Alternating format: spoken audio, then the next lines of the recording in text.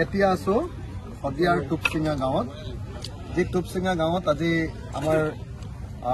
ৰাজীৱ ভদিয়াৰ মোৰ ভাই ৰাজীৱ ভদিয়াৰ আদ্যশ্ৰাদ্ধ ৰাজহুৱা আদ্যশ্ৰাদ্ধ মানুহবিলাকে ৰাতিপুৱা 7 বজাৰ পৰা ভাত বনোৱা আৰম্ভ কৰিছিলে এতিয়া সন্ধিয়া 7 বাজিছে এতিয়া পৰ্যন্ত ভাত বনাই আছে আৰু চাগে 9টামান বজালৈকে বনাই থাকিব লাগিব আজি লাখ লাখ মানুহে এনেকৈ আহিছে আৰু মানুহে আহি স্বতঃস্ফূৰ্তভাৱে খুব সুন্দৰ ব্যৱস্থাপনাৰ মাজত খুব সুন্দৰভাৱে মানুহে ইয়াতে ভাত পানী খাবলৈ পাইছে সকলোৱে প্ৰসাদো পাইছে ইমান ধুনীয়া সিস্টেমৰে সৈতে শদিয়াৰ মানুহে মানুহক আপ্যায়ন কৰিছে নহয় আজি সঁচাকৈ এইটো বৰ শলাগ ল'বলগীয়া ঘটনা তো বোধহয় অসমৰ ইতিহাসত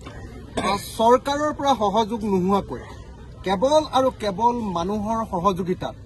মানুহৰ উদ্যোগত সাধাৰণ মানুহৰ প্ৰজাৰ উদ্যোগত তৈয়াৰ হোৱা আটাইতকৈ ডাঙৰ অনুষ্ঠানটোৱে বোধহয় এইটোৱে হ'ব আমি জানো যে বহুতে কয় যে সাহিত্য সভাত বহুত মানুহ হয় কিন্তু তাতো চৰকাৰৰ টকা লয় শংকৰ সংঘত বহুত মানুহ হয় কিন্তু চৰকাৰৰ টকা লয় কিন্তু আমি দেখিছো যে আজি চৰকাৰৰ এটা টকা নোলোৱাকৈ ৰাইজৰ সহযোগিতাত লাখ লাখ মানুহে ইয়াতে ভাত খালে ইয়াতে সকলোৱে কথা বাৰ্তা পাতিলে শ্ৰাদ্ধ অনুষ্ঠান কৰিলে আপোনাৰ 26 জোৰা গায়ন বায়ন হ'ল 33টা পাকঘৰ হ'ল 33টা পাকঘৰ 33খন গাঁৱে 33টা পাকঘৰ বহুত মানে থালিটো বহুত আছে কিন্তু পাকঘৰে 33টা এনেকৈ আজি গোটেই গাঁৱৰ মানুহে একদম পৰ্বতটোৰ সমান ওখকৈ প্ৰসাদ আছিলে আজি সকলো মানুহে পলিথিনত ভৰাই ভৰাই বিলাইছে এনেকুৱা এটা অতি গণ উদ্যোগেৰে আজি আমি জনতাৰ শিল্পী ৰাজীৱ ভদিয়াৰ আদ্যশ্ৰাদ্ধ অনুষ্ঠান আয়োজন কৰিলোঁ সমাপন কৰিলোঁ আমি সেইকাৰণে মই ভাবোঁ যে ইয়াৰ যিখন উদ্যোক্তা কমিটি অভ্যৰ্থনা কমিটি তেওঁলোক একদম কৃতজ্ঞতাৰ পাত্ৰ এই গাঁওখনৰ ৰাইজ কৃতজ্ঞতাৰ পাত্ৰ শদিয়াৰ ৰাইজ কৃতজ্ঞতাৰ পাত্ৰ কিন্তু আটাইতকৈ ডাঙৰ কথা যে সকলো মানুহে নিজেই খৰচ কৰি গোটেই অসমৰ পৰা আহিছে আৰু কোনেও এটাও ক'তো কমপ্লেইন কৰা নাই আৰু সকলোৱে মানে একদম আপোন ভাৱেৰে নিজৰ ল'ৰাৰ সকামৰ নিচিনা নিজৰ দেউতাৰ সকামৰ নিচিনা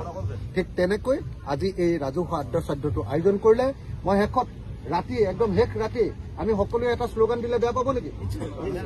জয় আই অসম জয় আই অসম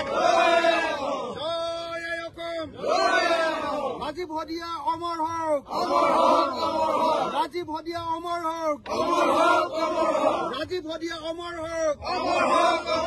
ৰাজীৱ ভদিয়া অমৰ হওক অসমীয়া জাতি অমৰ হওক অসমীয়া জাতি অমৰ হওক অসমীয়া জাতি অমৰ হওক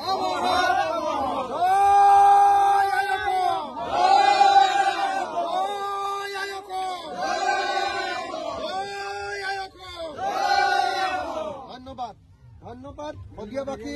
ধন্যবাদ টুপচিঙা গাঁওবাসী ধন্যবাদ অভ্যৰ্থনা কমিটি আৰু ধন্যবাদ ৰাইজ আৰু ধন্যবাদ সমগ্ৰ অসমৰ পৰা অহা মানুহবিলাক সকলোকে ধন্যবাদ আৰু আটাইতকৈ বেছিকৈ ধন্যবাদ ৰাতি এতিয়ালৈকে কাম কৰি থকা এই আমাৰ ভাত কেনেকৈ চিষ্টেম দেখিছে নে ভাত বনোৱা চিষ্টেম দেখিছে নে শদিয়াত বেলেগ চিষ্টেম দেখিলো